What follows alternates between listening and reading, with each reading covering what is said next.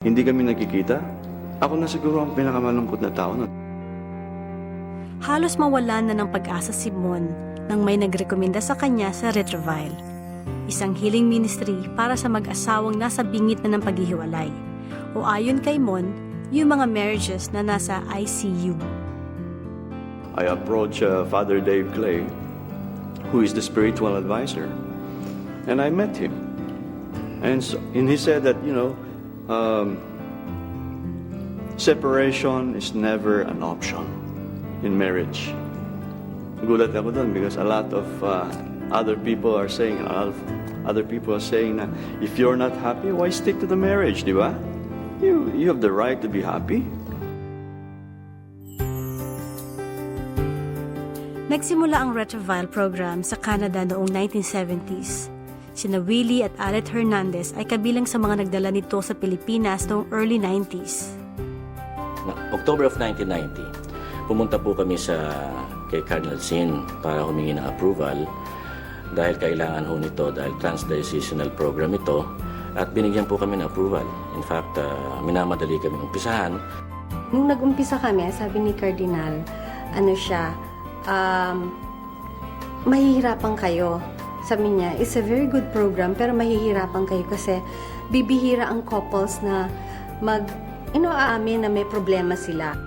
But ang nakikita namin ngayon, yung younger generation, yung mga kasal ng mga 10, 15 years, yun yung mas sila magsabing, ayoko na talaga.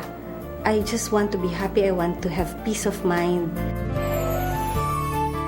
Sa loob ng ilang linggo, sumailalim ang mag-asawang Mon at Thane sa Retroville program.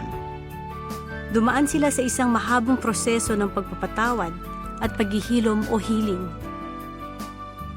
Unti-unti natutuhan nila kung paano muling buuin ang kanilang pagsasama sa pamamagitan ng pagtitiwala sa isa't isa at pagkakaroon ng dialogue o komunikasyon. The relationship is more important than the issues. Mas maganda, mas mabigat, mas mahalaga ang relationship ninyo kesa dun sa mga problema at issues. I realized na sa dialogue lang, sa aming pag-uusap lang, pag-communicate lang, doon pa lang nalalaman ko na kung paano gusto niyang mahalin ko siya. Kasi sometimes we force our way of loving the person the way we want it. Ganito rin ang paniniwala ni Father Jess Fernandez, 3 dekadang advisor ng Marriage Encounter. Communication, lack of communication. Quite often, the couples do not know how to communicate with each other.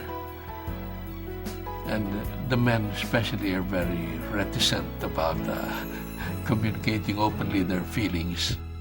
Hindi lang makikita ang kawalan ng komunikasyon sa pagitan ng mag-asawa, kundi pati na rin sa pagitan ng mga anak at mga magulang.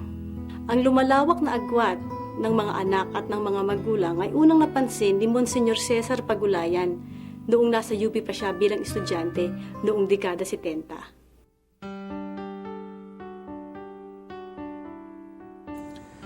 Noong 1974, ako'y nasa UP. So, I was in touch with the youth. Pero dahil sa nasa CFM ako, I was also in touch with the couples, with the families. And I was also in touch with the parents of the students nung nasa UP ako. So, sabi ko, kinakailangan magkaroon ng isang apostolado that would hit the two objects, the youth and the families and the husbands and the wives. No? Pero kung titignan ho natin wider situation ng family at that time, nagsisimula na yung katakot-takot ng mga problema ng mga ng pamilya at that time, no? Nandoon ang drug addiction, nandoon ang juvenile delinquency, no? Nandoon ang aktivismo, nandoon ang lahat, no? Ang kahalagahan ng pamilya ay isang issue na malapit sa puso ni Cardinal Sin. Lumaki kasi siya sa isang mapagmahal at reliyosong pamilya. Pampito siya sa 9 na magkakapatid. Ang kanyang napakarelyosang ina ang siyang naka-impluwensya sa kardinal na maging pare. He saw from our family that the family is the unit of society and therefore he upheld the close unity of the family. To him, the bonds that tie the father and the mother and the children are permanent bonds. Yung ating mga crusades to promote family values, yung ating family rosary crusade, yung the family that prays together stays together. Ito mga bagay na ito, kinukwento sa akin ni Cardinal Sin. Natutunan niya sa kanyang nanay. Doon niya nakita yon. Doon niya napapahalagahan yon na ang nanay niya ay parang pare. Tatay niya ay parang pare sa kanilang maliit na tahanan. And that is how it should be. The father of the family is like the priest in that domestic church. Noong 1975, inilunsad ng Arsobispado ng Maynila ang MAFLEP o Manila Archdiocese and Family Life Educational Program bilang pagtugon sa mga problemang hinaharap ng mga pamilyang Pilipino. Si Father Cesar Pagulayan ang inatasan ni Cardinal Sin na maging unang direktor nito. Nang lumaon, ang MAFLEP ay naging Archdiocesan Commission on Marriage and Family Life. Sa pamamagitan ng Family and Life Ministry ng Archdiocese of Manila, na ihahatid ng kardinal yung mga programa na nais niyang matutunan ng mga pamilya upang sila ay lumago sa kanilang espiritualidad at upang maging matured family din sila, no? Like yung mga values, mga principles, mga skills.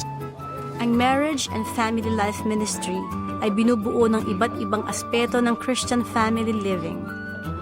Isa sa mga ito ay ang buhay paghihilom, na binubuo ng mga programa nagsisikap magbigay lunas sa mga problema ng mga mag-asawa at pamilya.